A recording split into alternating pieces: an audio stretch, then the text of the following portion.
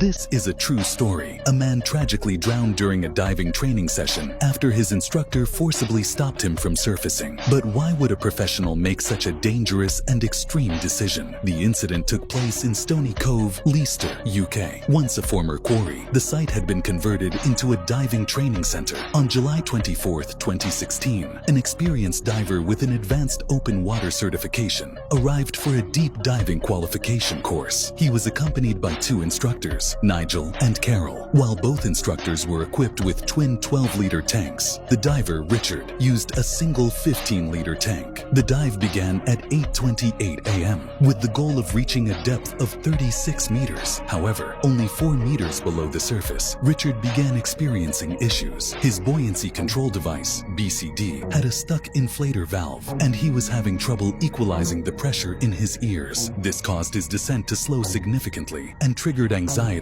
which led to faster air consumption. 6 minutes later, at a depth of 18 meters, Nigel checked Richard's air gauge and noticed a rapid drop from 258 to 150 bar, about 40% faster than normal, likely due to stress and heavy breathing. By 8:37 a.m., at 31 meters deep, they started a navigation exercise. Richard's BCD began malfunctioning again, causing him to rise uncontrollably. He had to manually release air to maintain depth. The instructor saw it as an opportunity to test emergency response. But for Richard, it only worsened his anxiety. At 8:40, another air check revealed his tank had dropped to 68 bar, while a normal reading at this point would be around 180. Recognizing the danger, Nigel signaled an immediate emergency ascent. 3 minutes later, at 15 meters, Richard suddenly stopped and signaled that he was out of air. Carol checked and found 28 bars remaining, enough for 3 to 5 more minutes. She gave him her backup regulator and confirmed he was breathing normally.